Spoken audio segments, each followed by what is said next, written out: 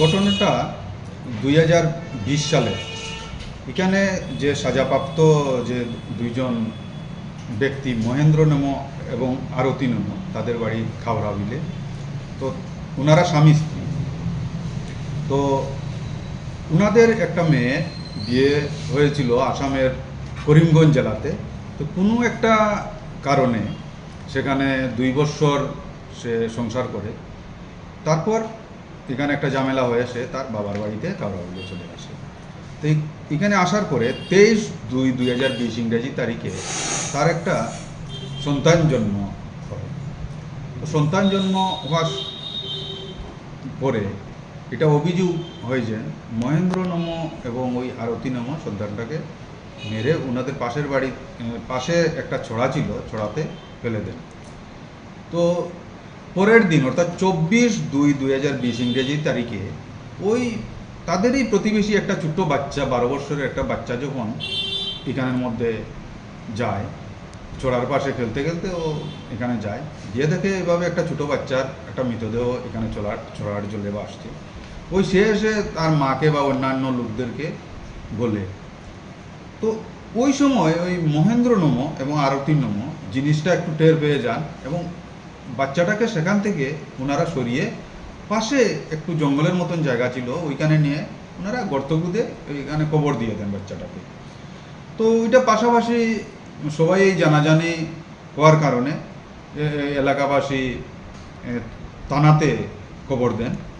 তো এখানে ইরানি থানা পুলিশও যায়, গিয়ে বাচ্চাটাকে ওই জঙ্গল থেকে এখানে যখন যায়, গিয়ে ওইখানে গর্তের মধ্যে বাচ্চাটাকে এখান থেকে গর্ত থেকে উদ্ধার করে। তারপরে এই মামলায় প্রদীপ নম নামে একজন, ওই উনির বাড়িও খাওড়া বিলে। তো উনি একটা মামলা দায়ের করেন এই ইরানি থানাতে, যেই মামলাটার নম্বর 13/2020 ইরানি PS 13/2020। এবং মামলাটা পরবর্তী সময় তদন্ত করেন SI কমলাকান্ত জমাতিয়া এবং তদন্ত শেষে উনি চার্জশিট জমা দেন 31/1/2021 ইংরেজি তারিখে 3 জনের বিরুদ্ধে। এই সাজাপ্রাপ্ত যে 2 জন ব্যক্তি মহেন্দ্র নম এবং আরতি নম এবং অন্য একজনের বিরুদ্ধে চার্জশিট জমা দেন। তো তারপরে চার্জশিট জমা দেওয়ার পরে যখন ট্রায়াল শুরু হয় তখন চার্জ ফ্রেম হয় এটা 30201/120B 109 অফ IPC-তে।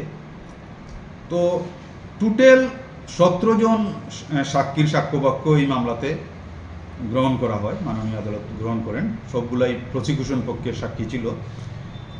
এবং অদ্য এই মাননীয় সেশন জাজ CP প্রকাশ কুমার মহাশয় এই মামলার আজকে রায়দান করেন এবং এই মহেন্দ্র নম এবং আরতি নমকে সেকশন 201 অফ IPC মূলে 2 বছরের জেল এবং 5,000 টাকা জরিমানা প্রত্যেককে দেন। এই সেই 5,000 টাকা যদি উনি না দিতে পারেন তাহলে আরও 2 মাসের জেল।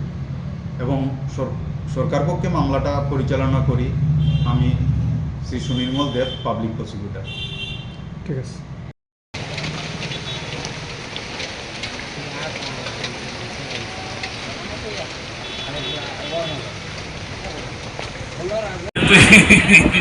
No.